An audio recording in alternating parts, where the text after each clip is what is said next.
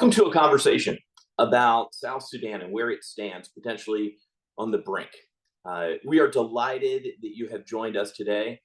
With so many conflicts and challenges facing the world, quality information about what's happening in the important country of South Sudan can often get sidelined. South Sudan's 12.7 million people, about the population of Illinois, living in an area just smaller than Texas, lives just south of the Sahara Desert, and the Nile River flows through it. South Sudan is a strategic geopolitical location with a rich history and many natural resources. And yet many believe right now it is on the brink of another civil war. My name is John Richmond, and I served as the U.S. ambassador to monitor and combat trafficking in persons. I've traveled extensively throughout East Africa, and now I work with the Libertas Council, a leadership community dedicated to combating human trafficking, advancing democracy, and affirming human dignity. The Libertas Council is delighted to host this conversation about South Sudan. And we're going to have a question and answer period at the end of this. If you would like, submit your questions in the Q&A function of Zoom. You know, my experience in South Sudan is limited, so consider me a curious learner along with many of you, but we are fortunate to have several experts with us today.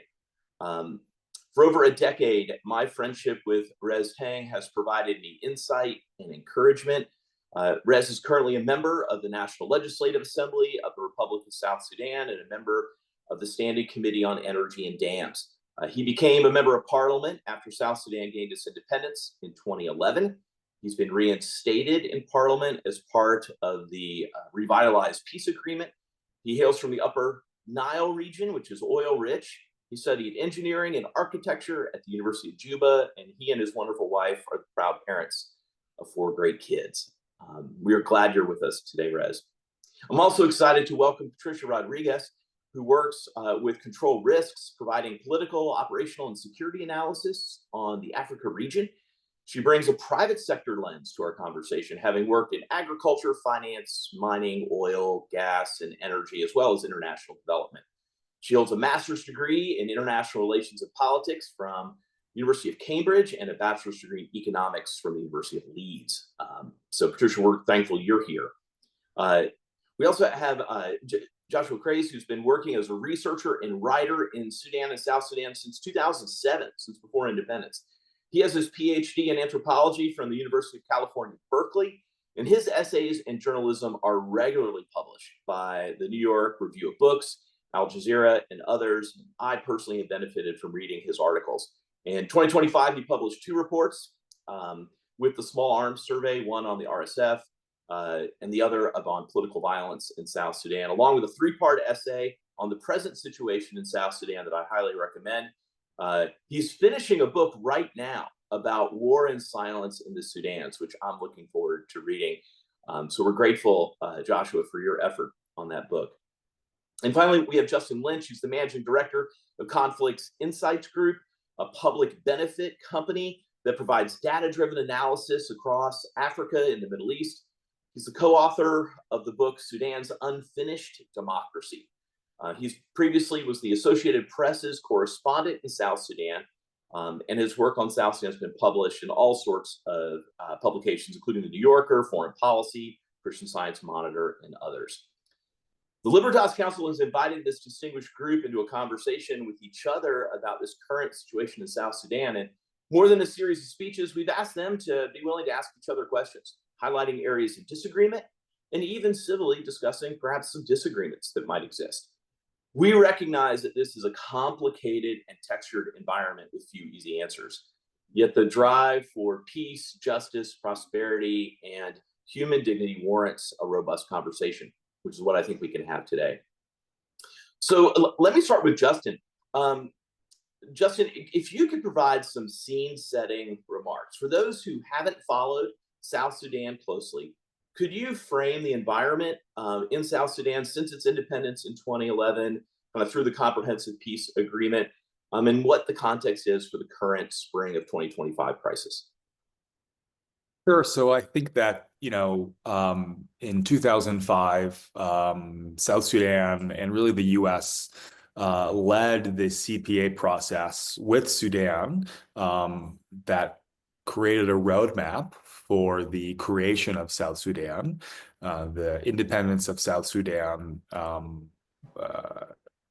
occurred in 2011, but quickly there was tensions, both with Sudan and then within the SPLM, the movement that helped to create South Sudan. And very quickly, this rift between the leadership of Salva Kiir, who was the president, and his deputy Riek Machar, spilled over into a civil war in December 2013. So very quickly, this war spread, I think, largely among ethnic lines. And there was an attempt at a peace initiative back in 2016, which broke out into another round of conflict. So in 2018, there was another attempt at kind of the same formula, bringing together the same parties at a revitalized peace agreement. And really, we've been stuck in kind of the same situation since then. I think what's changed recently and where and why we're in this current situation is, I think, two real things. The first is that South Sudan's main economic and financial flows have disappeared.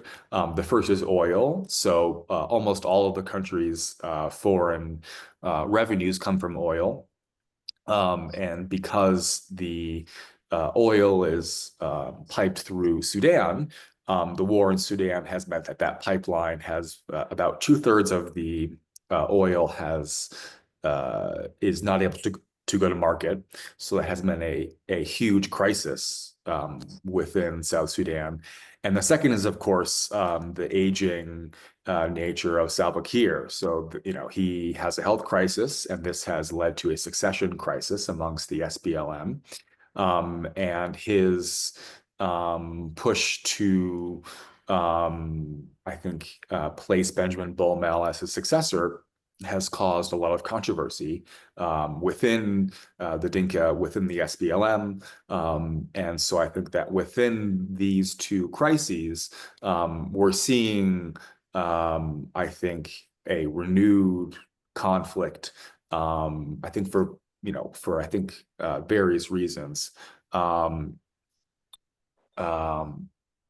And so I think that we're really at an inflection point now where the kind of South Sudan, as we've known it, really may change soon, particularly at the top. I think at the bottom, at the more kind of grassroots level, I think that the dynamic has always changed.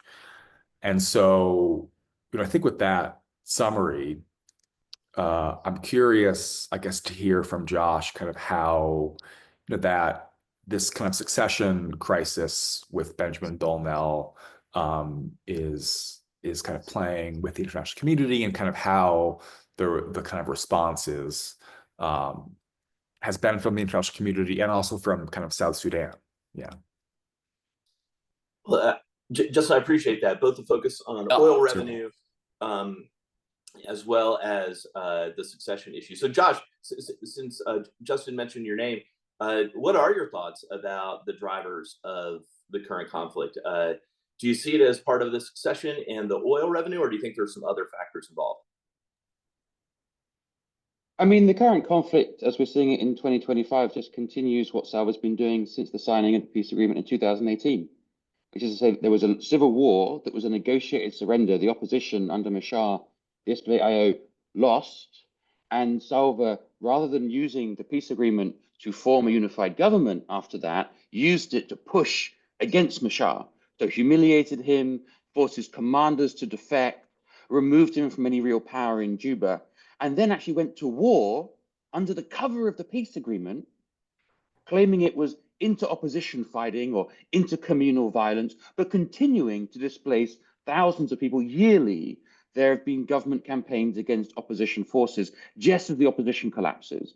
And what we see this year is really an intensification of that process. We've seen attacks in Western Equatoria, in Upper Nile at the same time we've seen much of the opposition leadership in Juba placed under arrest. That is for Salva the peace agreement. If you talk to diplomats coming to Justin's question about the international community, they're like, okay, but when are we going to implement the peace agreement? And the thing is, we've been waiting for the peace agreement to be implemented since 2018, and it hasn't been implemented. That's because no one has any intention to do so, because not implementing it is very politically productive. I think that the problem with the international community is that they really like paperwork, they love it. Like implementation matrices make them really excited.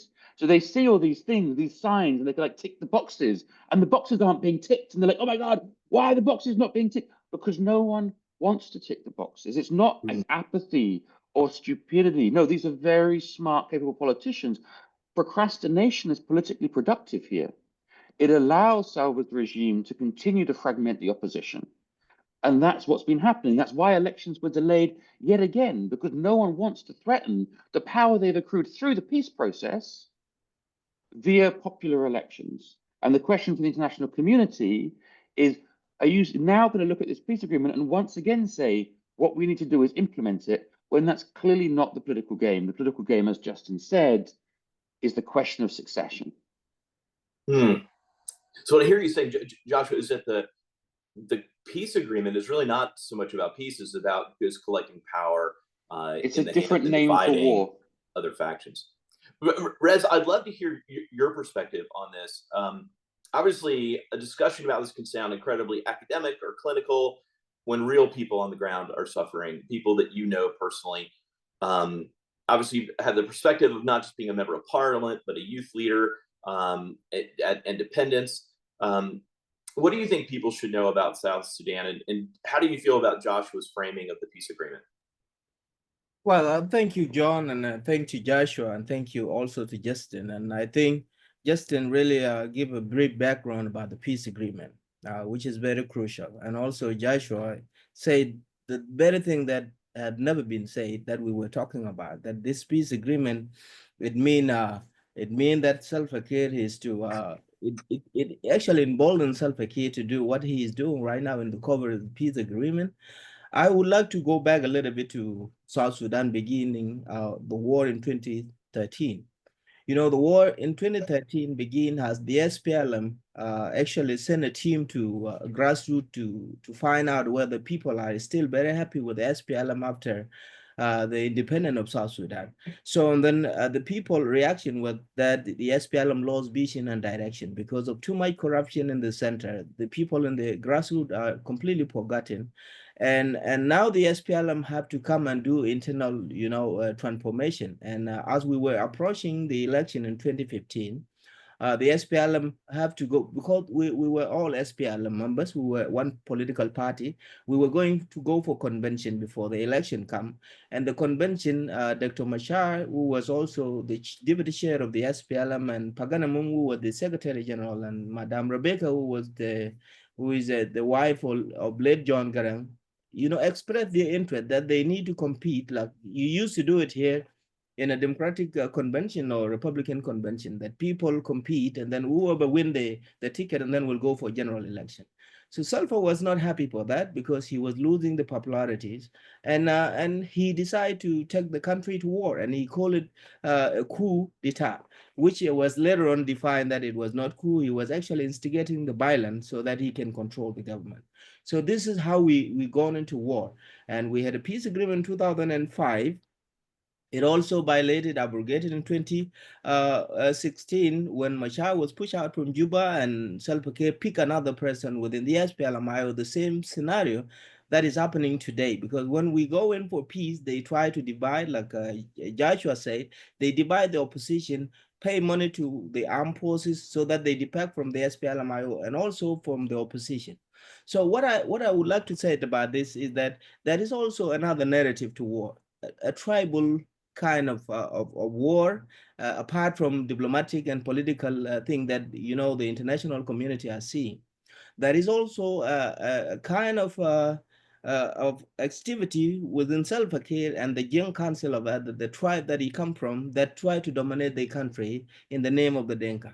So this is also another war being fought, and the international community are actually not addressing this.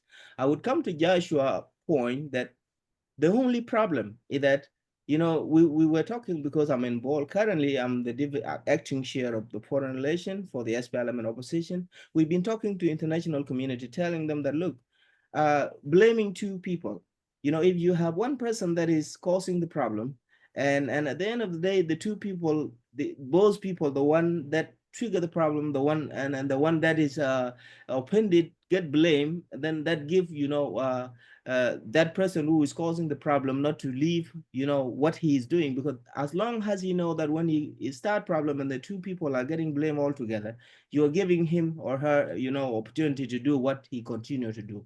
I am saying that because Salva Kiir, I have said it a couple of times, that this peace agreement cannot be implemented.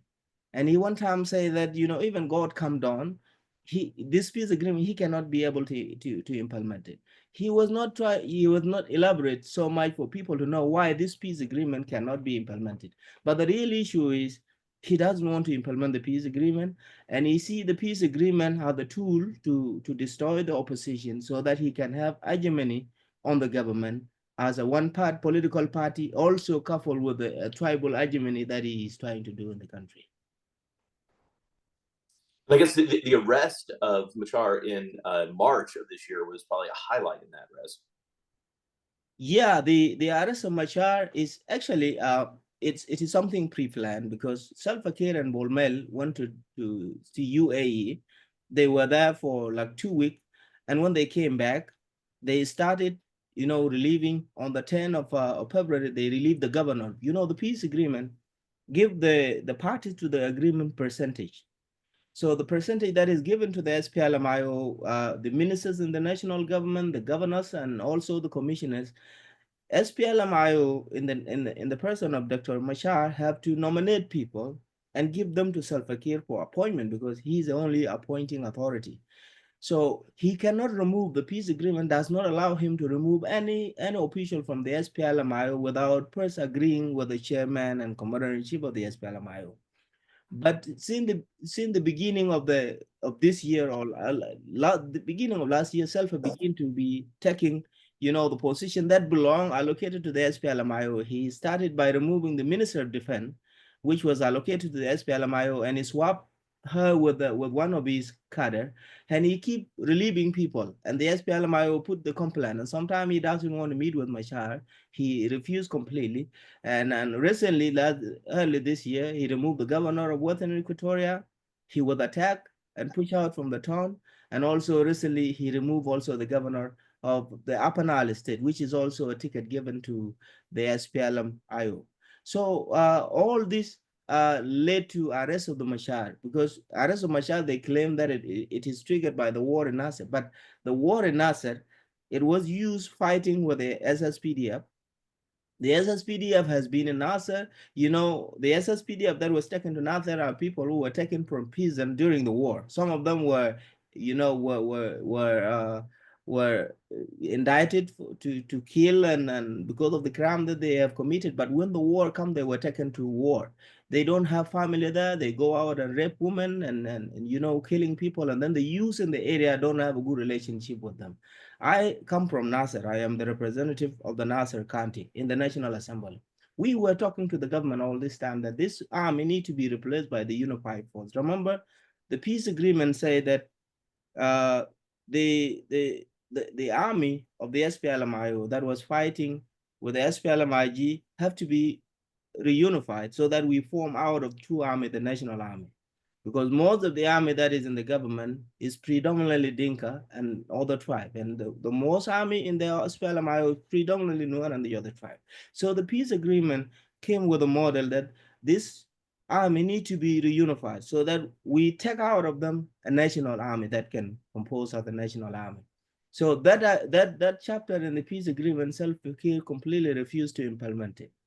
And under the peace agreement, there is no movement of the armed forces, and there is no and the peace agreement required that all the non-South Sudanese armed forces who were involved during the war, including Uganda and also the rebel from Sudan, need to leave South Sudan during the transitional period. But now again, Salva Kiir, he brought in Uganda, and which is the violation of the peace agreement itself, and also arrest Machar. The arrest of Machar is politically motivated.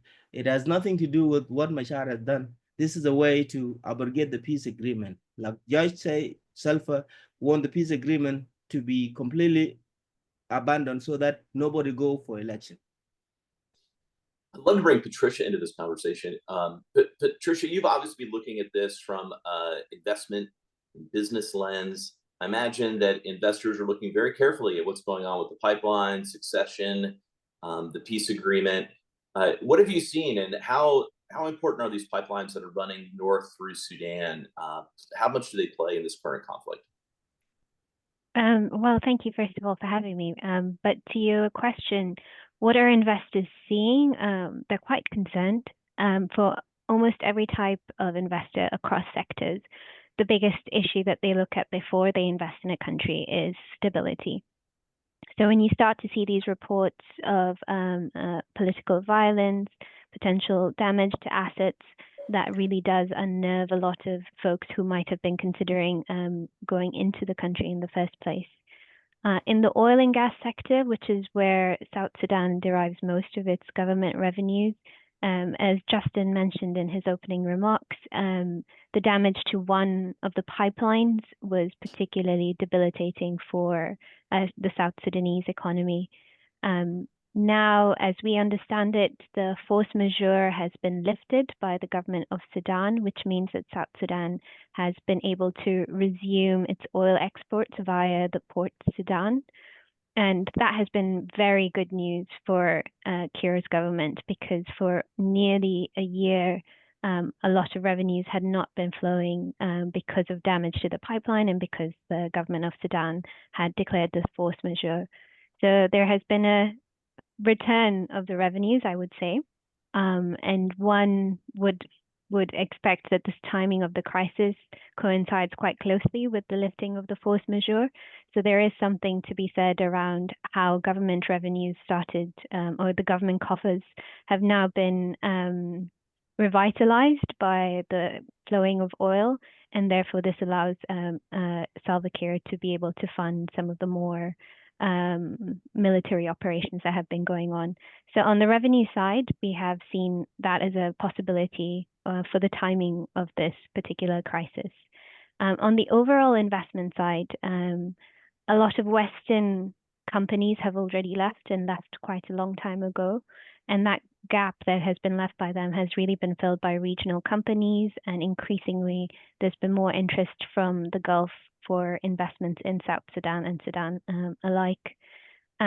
While this is not necessarily a bad thing, we do need to be aware that a lot of the Western companies will come with some pretty strict restrictions on issues such as corruption, because there are these transnational anti-bribery laws that they have to follow and abide by, even when they're operating outside of their home countries. Whereas investors from other parts of the world may not necessarily have those same restrictions. So there's one element there on the corruption angle that we are following quite closely, whether or not that is going to have a detrimental impact on a country that has already got a not very positive reputation for integrity and bribery and corruption issues. The second thing to note there is on the human rights issues as well. So a lot of European companies in particular, but Western companies in general, are acutely aware of some court cases that were taken against companies in relation to the use of their assets by some of the belligerents in the conflict to commit human rights violations. So there is quite a bit of reticence amongst Western investors to commit to a country in active conflict, and particularly where, like I said, there are some outstanding cases against these companies in relation to human rights violations. So when we see an uptick in conflict in northern parts of the country, there's an associated downturn in investor interest in South Sudan. That makes a lot of sense. It really does. Let me ask, how does the larger regional situation, obviously there's conflict right now in Sudan itself. Rez just mentioned Ugandan forces coming in after Mashar's arrest to sort of fight the White Army. How do you all see the neighbors of South Sudan impacting this conflict? And let me start with Josh on that, and then maybe go to Justin. Well, briefly, the peace agreement was a negotiated surrender overseen by Uganda and Sudan. And Museveni has been the president of Uganda, Kiir's staunchest backer and the staunchest backer of the regime. The Ugandans have very extant economic interests in the country, both in terms of importing goods into Juba, but also in terms of gold extraction in Western Bahr el Ghazal. And they've recently displaced people inside Magui County in Eastern Equatoria to set up sugarcane plantations run by Museveni's brother. So they're economically all in for Salva, and part of the reason that Salva's using Ugandan forces is because the South Sudanese army, the SSPDF, is so impoverished, so demoralized, that they're effectively importing mercenaries. In terms of the war in Sudan, Salva's tried to walk this tightrope. He needs to have that oil flowing via Port Sudan. The only way out of the country is to go into the north. So he has to maintain relations with SAF. In order to do so, he's tried to facilitate SAF, which are the Sudanese armed forces, SAF troop movements through South Sudan and movements of food and of weapons to the Sudanese army. But at the same time, the RSF, the Rapid Support Forces, control all of the border. And he needs to maintain relations with the RSF, but he also has very powerful economic relations with the RSF. So they collaborate on gold mining. And you've seen RSF gold move from South Darfur into Western Bahr el Ghazal and then jump on planes where you have Ugandan intelligence, RSF intelligence, South Sudanese intelligence, all flying together as a happy, polycule, as we'd say here in New York, down to Kampala before going to Dubai. So what you have also, and then I'll pass it over to Justin, is a regional realignment in which there is a tacit support for the RSF from Kenya, Uganda, South Sudan, Chad. The Chad's very complicated. Of course, all these countries are complicated. Ethiopia. And what is the underlying factor there? Well, the underlying factor is Emirati petrodollars. And if there's someone who's like qualified to talk about Emirati petrodollars, it is Mr. Justin Lynch. Well, Justin, we'll toss it to you with that introduction. Yeah, I was just going to talk about the Emiratis. So you saw Shakbout, who is the, I think his official title is head of Africa for the Emirati government, visit Upper Nile in March, and the hospital that the Emiratis had helped to finance and to build. And you've seen Shakbout visit. I think that was a really critical visit. I think which showed the support that the Emiratis are kind of willing and still and kind of it shows how active they are in South Sudan, right? And for such a senior figure of the Emirati royal family, who is a direct descendant of the founder of the UAE, to be visiting Upper Nile. And this also took place during a lot of the fighting that took place. It really showed how invested the Emiratis are in South Sudan. So I think that, to Joshua's point, I think that the kind of future of South Sudan, as many countries are across the Horn of Africa and across Africa, are really going to be decided in the Emirates, right? I think that the dilemma that many Western countries face is that for whatever crisis comes next, the oil revenue that South Sudan has, those bank accounts are the kind of first stop of those bank accounts are in the Emirates, and then they go to Uganda or Kenya and then to South Sudan. So the real dilemma that Western countries will have when trying to deal with South Sudan is the one that they have in Sudan as well, is that they know that they have much greater foreign policy interests than they do South Sudan. And so the incoming Assistant Secretary of State for Africa or whoever will be dealing with this issue will have to balance these much greater objectives. And it means that really the Emiratis have the upper hand in kind of dictating the future of South Sudan, because whoever has kind of the money in South Sudan is able to dictate the terms of the future of the country. And so I think that, I think that what's happening in South Sudan is representative, as I said, of what's happening really across Africa.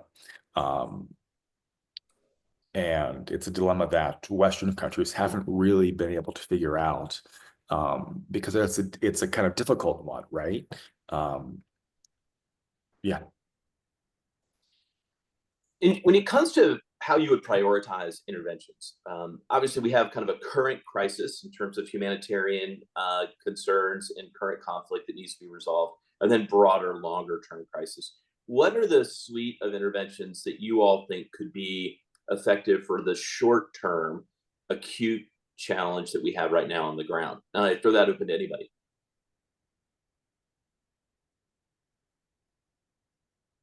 Well, let me just jump in very quickly, and then I'll pass it on to the rest. I think that the first thing that I would say is that prevention is kind of the first step. So during, there was, I always go back to the situation in Sudan. So back in 2019, 2020, we were, all of us had predicted the current situation that is happening in Sudan. And there were concrete measures that we could have taken. And if we had had the attention that we had on Sudan that we have now, maybe actions, and there had been actions taken, things would have been different. And so that's why I think I'm very grateful to have this panel. So I think the first thing that you learn is that prevention is much better than kind of coming in much later after an atrocity has happened.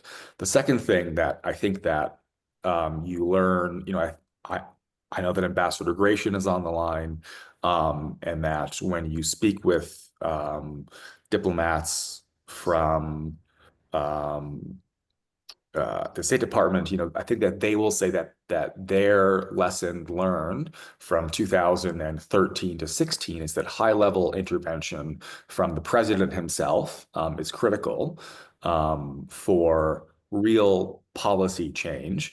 And South Sudanese leaders and other leaders know when the president himself isn't involved. You see this in Sudan right now. You see this in other kind of contexts where if there isn't high-level attention from the president himself who actually cares, then they can call the bluff of these countries, and that they can call the bluff of the U.S. And they know that they are able to put more pressure, and that they are able to receive a better outcome for themselves. So I think that high-level attention from the president is really critical, or from any kind of country, from the UK, is kind of critical right now. So I'll hand it over to whoever's next. Oh, well, thank you, John. The issue now is, like Justin said, the conflict is not South Sudan alone. It involved the region, and also extended outside the region up to UAE. And this government, like the government of South Sudan, the government of Uganda, who are directly, and they are now targeting one ethnic group in the country. This is the nature of the war, where the atrocities are being committed. The bombardment that happened in Nasser, the chemical that was dropped in Nasser. You see, the son of Museveni was saying that he's tired of killing the Nuer people, and he wants them to come and kneel down before Salva Kiir. This is the nature. The whole region now fighting one ethnic group in the country.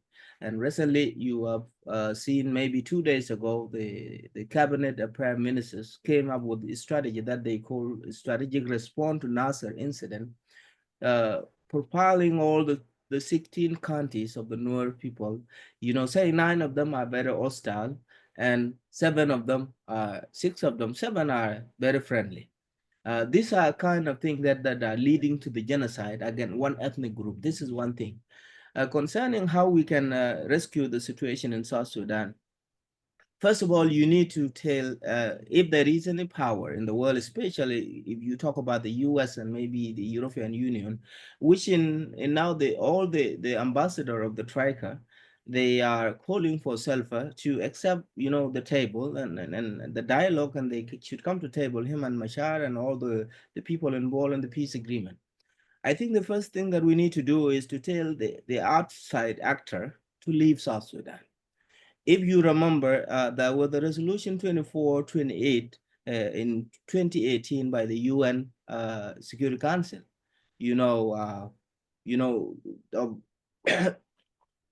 preventing South Sudan, giving South Sudan arm embargo. So now Uganda is violating that, because Uganda is coming to South Sudan with all army vehicle equipped with all the air force, in violation of this very resolution by the UN Security Council. And it was also extended also by in 2024, it was extended also for 1 year. It's still active. I think the best thing that the world need to do to save South Sudan from leading into anarchies whereby we will not be able to control the situation, is to call the external actor to leave South Sudan, especially the UAE. And actually the UAE, Justin, they built this big hospital in northern Baghdad. I don't remember whether this guy went to Upper Nile. I think he went to northern Baghdad, where they opened the hospital that they built for the rapid support forces. And even now, the rapid support forces are on the ground now in the area of Nasser that they have the government took over from. Now my constituency, nobody's living there. Everybody ran to the bushes, and there is no food supply, there is no medicine, there is no nothing. People are actually dying. So I think the best thing that we need to do, and the question is, who will do it right now? And we are looking to the US, because the US is part and parcel of the birth of the South Sudan as a country. The people of South Sudan know that. If you cannot tell Uganda to leave South Sudan, if you cannot tell UAE to leave South Sudan, and the RSF, to leave South Sudan, it emboldens Salva Kiir to continue, because he get blessing from all this foreign troops to continue is war against one ethnic group in the country. So I think the first thing is we need to tell Uganda to leave South Sudan, and UAE also to leave South Sudan. And by that time, maybe Salva will have a change of mind, because he does not even have armed forces that can fight the opposition. He's using Uganda armed forces to fight for him. And I think that is the only solution. And then after that, he may accept to come on the table. Then that would be now the way we can, because when there is dialogue, there is hope that maybe it can change for better. Otherwise, the South Sudan will go down like that. And I'm fearing that South Sudan, with the level that is happening right now, there will be disintegration. And if it is given more time, I don't know how we are going to put South Sudan together. Thank you. Any other thoughts about short-term interventions that you want to put on the table? You say the I short mean, term? I think. Okay. No, please. Hey, go ahead, Judge. I mean, I've just briefed the US government on South Sudan and many other governments, and we have to put this in the realistic context of what's actually happening. And what is happening? The Dutch just announced they will close their embassy. The Americans just withdrew their peacekeepers. There weren't many of them, but they were in civilian military relations. They were U9 positions. The US announced that maybe it will close its embassy. When you talk to people in the State Department, they have no idea, because let's be frank, foreign policy is largely not being made in the State Department anymore. It's being phoned in from outside that house. So we're in a situation of widespread disengagement, not just American, but also fundamentally American, from South Sudan. We're in a crisis of the peace agreement that's been backed and supported to some degree by America. And we're in a crisis of a government, Salva Kiir's, that was backed for a very long time by America. And all of that is being disengaged from by the whole international community. At the same time, as the foreign assistance cut off by Trump's regime massively impacts the country, right? Like 70% of WFP funding, World Food Program funding in South Sudan, was US based. Already you're going to have the cut off of aid in a very politically sensitive area, places like Maban counties, where the majority of the Sudanese refugees are, where they are almost entirely dependent on humanitarian assistance.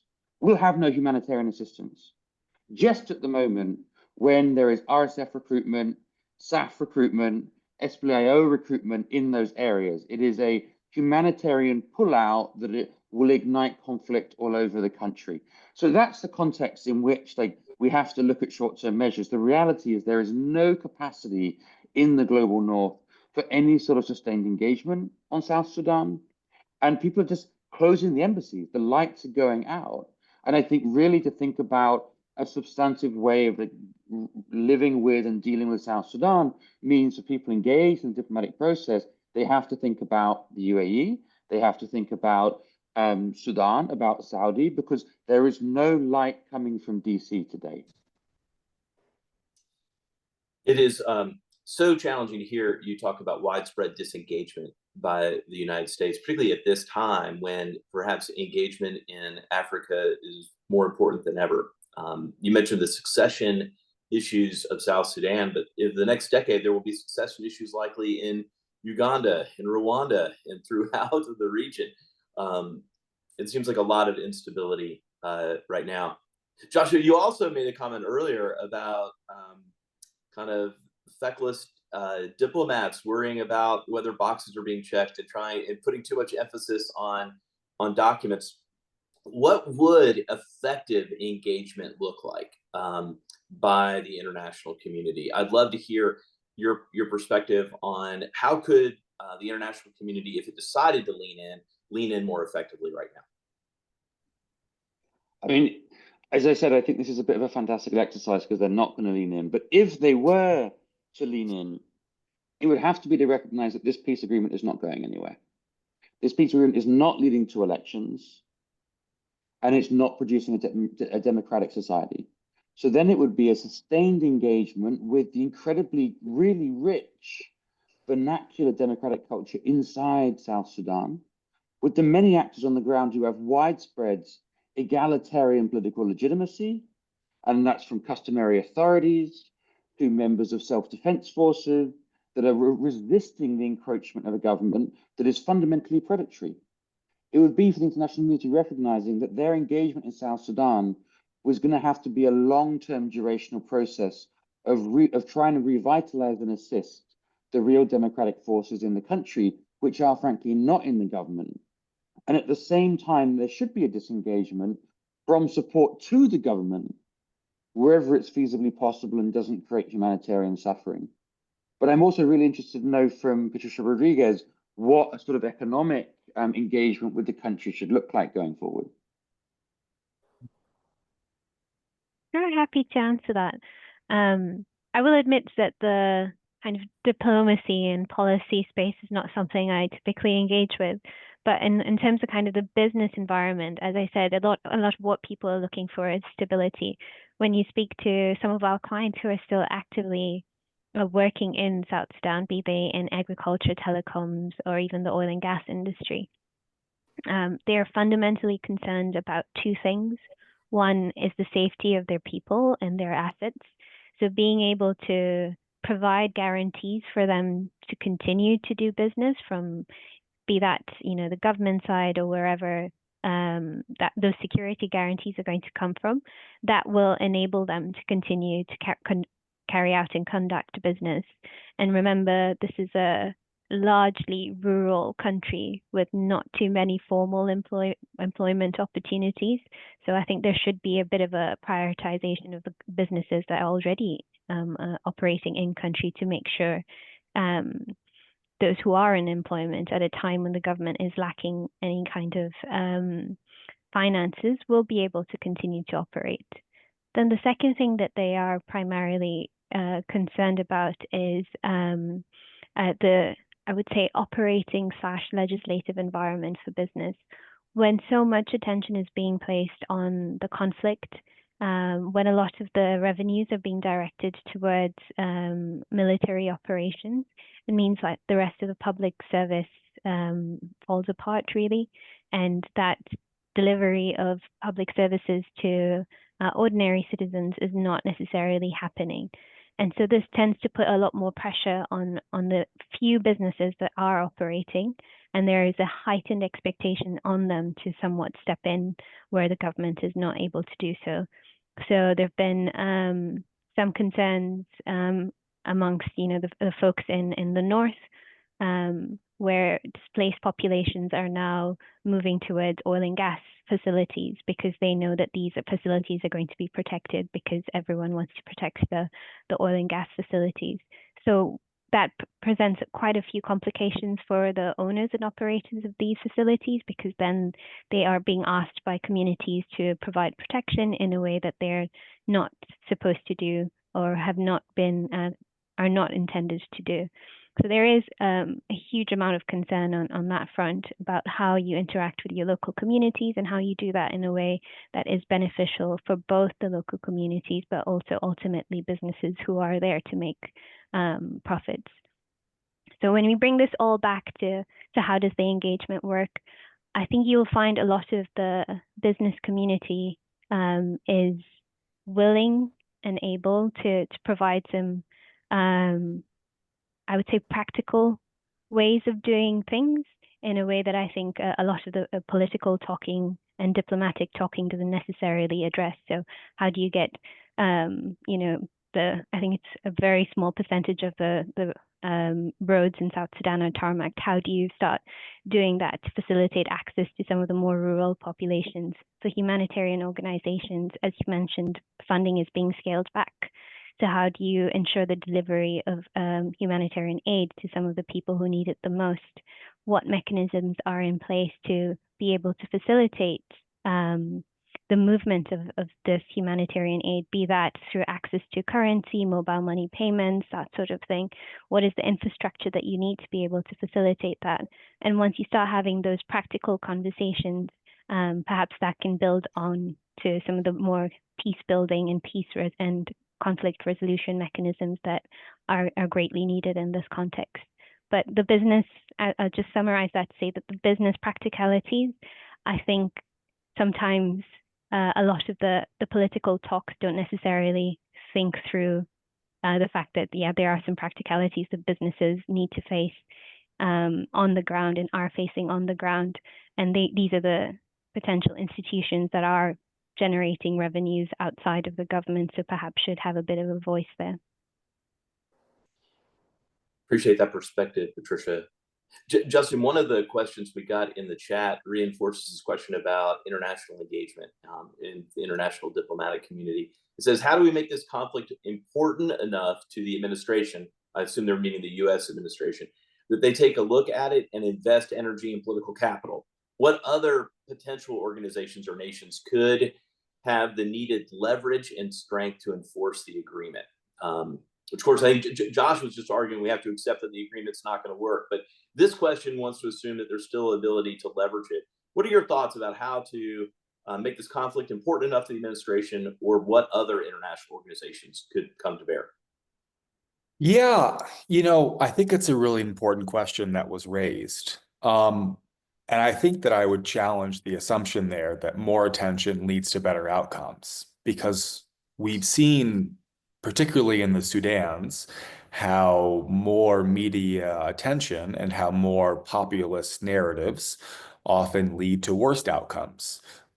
You can look at the Save Darfur movement, right, which didn't actually save Darfur, right? And so there is a disconnect between more attention and better policy outcomes. And so I would say that those two things aren't necessarily connected.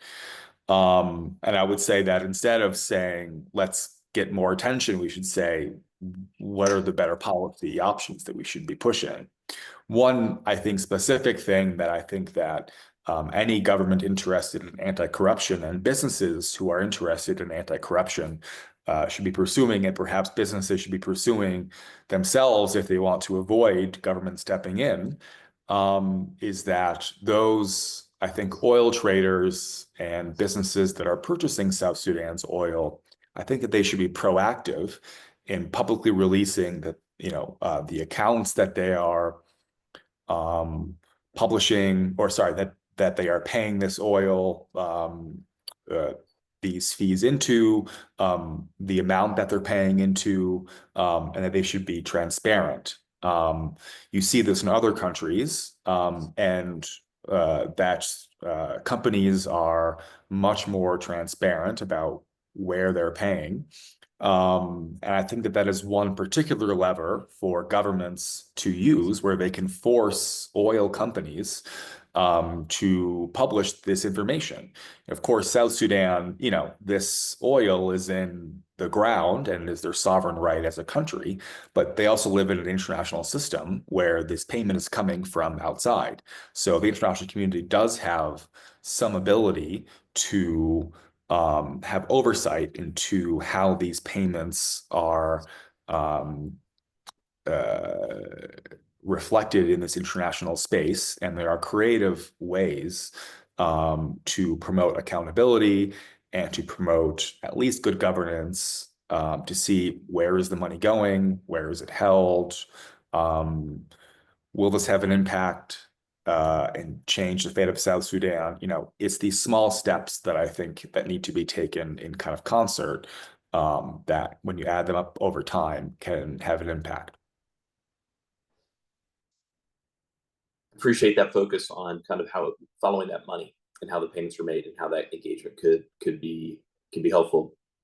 Let me ask each of you. I'd love to know, like, you all have invested an incredible amount of your own time, and treasure on South Sudan and this issue. Many of you have traveled extensively, lived there, or lived in the region. Why? What gives you all hope about this space? This feels like a really complicated and difficult problem, and maybe even made more difficult given current international postures around foreign aid and engagement in the region. What keeps you guys motivated and gives you hope about that? So let me just go around and start with Patricia. Sure. So with control risk, the best thing I would say about working for control risks is that the types of clients that we work with are not daunted by difficult environments. So every year since I've been with the company, we've had a project of a company that is looking to enter South Sudan. So there is still very much that kind of business push. There's still a lot of interest in doing business across the world, and South Sudan is one of those places where, despite the challenges, we still see investors who are not just currently operating in the country, but are also looking to enter. Two areas or two sectors that are particularly exciting for the client base. Anything to do with infrastructure, because South Sudan is coming up from such a low base. So we've had projects in energy and transport and logistics. And then secondly is also on, I guess, the fast-moving consumer goods. So there is this intent to serve a population. And when you see companies looking at a population in that way, it means that they have some optimism of economic growth and being able to access South Sudan as a market. Really helpful. Rez, what gives you hope? What gave me hope is I believe that if the peace agreement, if the international community could come in and force the two parties to come on the table, you know, Joshua was talking about, you know, this peace agreement is very hard to deliver the democracy and the transformation that we need in the country, which I quite agree with. And given the fact that the people of South Sudan are all suffering, and then when we come to financial issues, like for example, now we are in a country that we are going to 2 years now without salary for all the civil servant, including the members of parliament. Myself, I have been a member of parliament now for 18 months without salaries. So the whole country, you know, financial system has fallen apart, you know.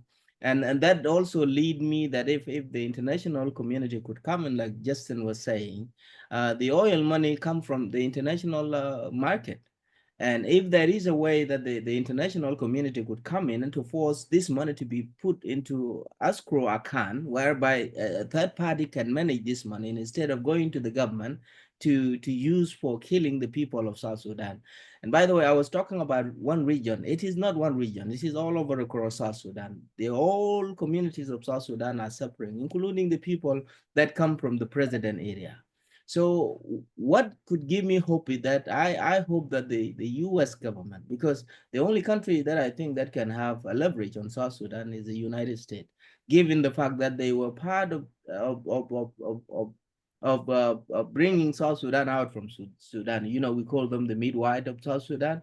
And if they are willing to come in, then they can participate, and then their engagement may lead to a chance that we can come out from the deadlock that we are in right now. So I'm hopeful that the international community will rethink the way they are thinking right now, and they continue engagement and pushing why we are saying the peace agreement is very important, because South Sudanese are divided based on tribal line. This is what this war has done. And the politician, Salva Kiir, have done that, you know, literally intentionally dividing the people of South Sudan. No, now people are divided. We were hopeful that if this peace agreement is implemented, there is chance that people can come together, and then the peace and reconciliation processes can happen while we are waiting to go for a general election. If this peace agreement doesn't work, I don't know which way we will go, and the other option also will not be very easy to go for, and that's why we are talking about peace agreement. So I am hopeful that the international community can come in, and Machar can be released, and Salva Kiir and Machar can go on the table with the mediation, and I'm happy that the Troika has offered that they should be the one now facilitating the mediation between Machar and Salva Kiir. That is the only hope that I see, that they call for the release of Machar, and then they go on the table with Salva Kiir. Thanks, Rez. In the last 2 minutes that we have, let me turn to Joshua and then Justin. What gives you hope, or what motivates you to stay in this issue? So I think the international community is not going to come and save anyone, and Salva's going to put Machar on trial. He's not going to release him. The only optimism comes from the South Sudanese people themselves. There are incredibly strong vernacular traditions of democracy in the country. It is an incredibly dynamic culture, which is changing a lot underneath the war. We think about war as absence and destruction, but actually there's a lot of dynamism currently. So I think if you look at a figure like Tut Makwach, who's a newer prophet who lives in Ayod, it is Tut Makwach who gives me hope. Thank you for that, Joshua. Justin? If I can jump into that, you know, the only option that we have, Joshua, is that if the people of South Sudan can be supported by the international community to take over South Sudan by force, because you can do it with talking with Salva Kiir, having all the gun and killing the people. Thank you. Thanks, Rez. Joshua, we'll give you the last word. I think you mean Justin. I mean, excuse me, Justin, we'll give you the last word. It could be Josh, it could be Justin, all of us Jays, you know, we have a pact together. I mean, I think why I'm so motivated is because I think from the international community perspective, from the kind of, I like studying how diplomats and international actors act, because we've in many ways bought into false hope in South Sudan for decades. And I think that is always fascinating to me. And we've never seen the country, I think, how it is. We've always wanted to see it as something, how we wanted to see it, right? We always see something in ourselves and not how South Sudan actually is. And we've seen so many failures because of that, right? Whether it's business failures or political failures. And so I think that, you know, one of the first steps from the international front, you know, instead of, you know, before we fix the problem, is trying not to do any harm, I think. Right. So I guess I'll leave it at that. Well, thank you so much. I'm grateful for everyone who joined this conversation. I'm grateful for the guests here who've given their unique perspectives. And I'm also grateful for Emily Mills, who spearheaded this, and grateful for her intellect as she leads the Libertas Council. If any of you guys would like more information about upcoming events and future conversations, please sign up at thelibertascouncil.org or follow the Libertas Council on LinkedIn. And I think I speak for all of us when we say that we fervently want peace, justice, stability, and prosperity for South Sudan. So thank you for your time. Thank you so much. Thank you so much, Ambassador.